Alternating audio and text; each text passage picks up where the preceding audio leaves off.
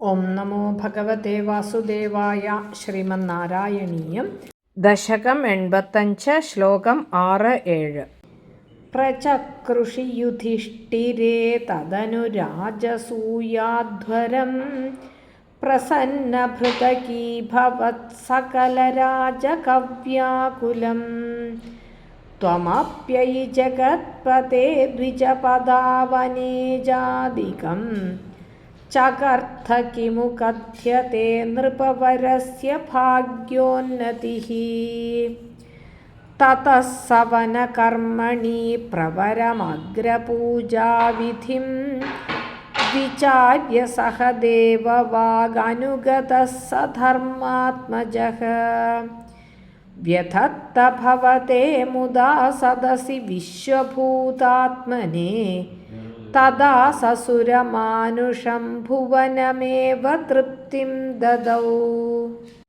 പ്രചകൃഷി യുധിഷ്ഠിരേ തദനു രാജസൂയ അധ്വരം പ്രസന്ന ഭൃതകീ ഭവത് സകല രാജക വ്യാകുലം ത്വം അപി അയി ജഗത്പതേ ദ്വിജപദ അവനേജ ആദികം ചകർത്ഥ കിമു കഥ്യത്തെ നൃപവരസ്യ ഭാഗ്യ ഉന്നതിഃ തതഃ സവന കർമ്മണി പ്രവരം അഗ്ര്യ പൂജാ വിധിം വിചാര്യ സഹ ദേവ വാഗ് അനുഗതഃ സഹ ധർമാത്മജഃ വ്യഥത്ത ഭവതേ മുദാ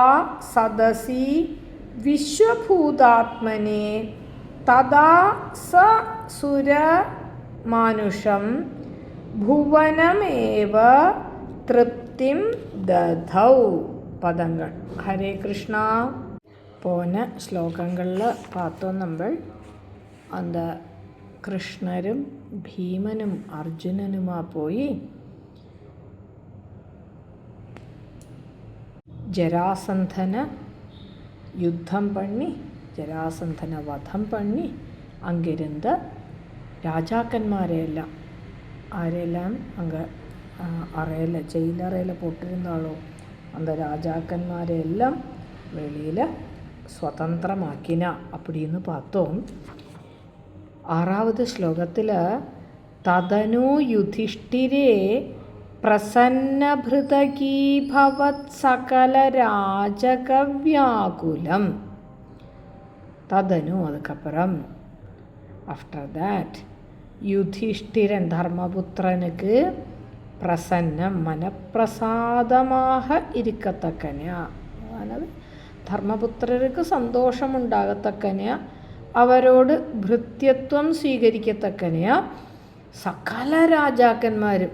ജരാസന്ധനം കഴിഞ്ഞ് വെച്ചാൽ ഇനി ജരാസന്ധനെ വധം பண்ண ഇനി ആരെ താൻ യുദ്ധத்துக்கு ജയിക്ക മാട്ടാ ചൊല്ലി എല്ലാവരും വന്ന് அந்த രാജസൂയத்துக்கு അവളാൽ ആനതെല്ലാം കൊണ്ടുപോയി സമർപ്പണം பண்ணണം. அங்கே ரொம்ப எல்லாரும் நான்மிந்தி சொல்லி ஒவ்வொருத்தாளும் முன்னாடி வந்து அங்கே சமர்ப்பணம் பண்ணாரா ஒவ்வொன்றும். ராஜசூயாத்வரம் பிரச்சக்ருஷி சதி. இந்த ராஜசூய யாகம் ரொம்ப கேமமாக ஆரம்பிச்சாளாம். ஐ ஜகத்பதே ஹே லோக ജഗത്തുക്കെല്ലാം പതിയാണ്, ലോകത്തുക്കേ നാഥനാന ഗുരുവായൂരപ്പ അവരെന്നെ പണിനാരാന്ന ദ്വിജപദാവനേജാധികം ചകർത്ഥ. എന്താ വരപ്പെട്ടവാള വാശല ഗേറ്റും കീഴെ നിന്നത് വരപ്പെട്ട ബ്രാഹ്മണാൾക്കെല്ലാം കാലലമ്പ തീർത്ഥം കാലിൽ വിട്ടാരാം. ജഗത്തുക്ക് നാഥനാന ഭഗവാൻ ഏതൊരു ഭഗവാനോട് കാലിൽ ജലം വിഴുந்து അത് പാവനமான ഗംഗയാച്ചോ அந்த ഭഗവാനിങ്ക വരപ്പെട്ട ബ്രാഹ്മണാളോട് കാലലമ്പരത്തുക്ക് നിൽക്കറാരാം. നൃപവരസ്യ ഭാഗ്യോന്നതിഹി. രാജശ്രേഷ്ഠനാன ഹേ ധർമ്മപുത്ര, உங்களோட பாக்கியத்தை கிமு கத்தியதே என்ன சொல்லறதுக்கு, அത്ര ഭാഗ്യം பண்ணிருக்கார் தர்மபுத்திரர் அப்படின்னு எல்லாரும் சொல்லிக்கிறா. ததக சவன கர்மணி பிரவரம் அக்ரபூஜாவிதிம் சஹ ധർമാത്മജഃ വിചാര്യ. அதுக்கப்புறம் ஏதொரு யாக கர்மம் பண்ணறதையும் சிரேஷ்டமான அக்ரபூஜை, அந்த அக்ரபூஜை பண்ணணுங்கிறது வந்தது. அப்போ ஆரை உட்காத்தலாம் அக்ரபூஜையில். அந்த வேதியில் நிறைய பேர் இருக்கலாம்,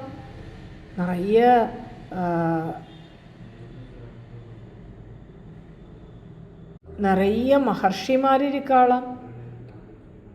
தாத்தாவான ഭീഷ്മർ ഉட்கார்ந்திருக்கார், ஆச்சாரியன் உட்கார்ந்திருக்கார்.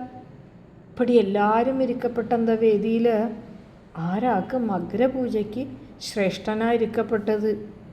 തതഹ സവന കർമ്മണി, அந்த யாக கர்மத்தில் பிரவரம் அக்ரபூஜாவிதிம் ശ്രേഷ്ഠமான அக்ரபூஜை பண்ணறதுக்கு சஹ தர்மாத்மஜ விசாரிய, அந்த தர்மபுத்திரர் எல்லார்கிட்டையும் யோக்கியமான வாழ்கிட்ட எல்லாம் கலந்து பேசிக்கிறார். സഹദേവവാഗ് അനുഗതഃ, ഉടനെ സഹദേവനോട് വാർത്ത വന്നതാം അഗ്രപൂജയ്ക്ക് കൃഷ്ണർ പോരും அப்படின்னு. സദസി വിശ്വഭൂതാത്മനെ ഭവതേ മുദാ വ്യഥത്ത, അത് കേട്ടതും സദസ്സിലിരുന്ന അത്തனை പേരുക്കും എല്ലാവർക്കും തോന്നിത്താം இதுதான் ശരിங்கிற மாதிரி. அவ எல்லாரோடும் எல்லாருக்கும் ஆத்மாவாயிருக்கப்பட்ட, எல்லாத்துக்கும் மேலே உபரியாயிருக்கப்பட்ட அந்த கிருஷ்ணர் தான் இதுக்கு அக்ரபூஜைக்கு பிராப்தமான ஆள் அப்படிங்கிறது எல்லாரும் சொல்ல, ததா புவனம் சசுரமானுஷம் ஏவம் திருப்திம் ததோ. സകല ജഗത്തുക്കും ദേവന്മാർക്കും മനുഷ്യാൾക്കും എല്ലാവരും ഉൾപ്പെടെ എല്ലാവർക്കും തൃപ്തമാകற രീതിയിൽ அந்த கிருஷ்ணரை அக்ரபூஜைக்காக அங்கே செலக்ட் பண்ணினா அப்படின்னு சொல்லலாம். ஹரே கிருஷ்ணா.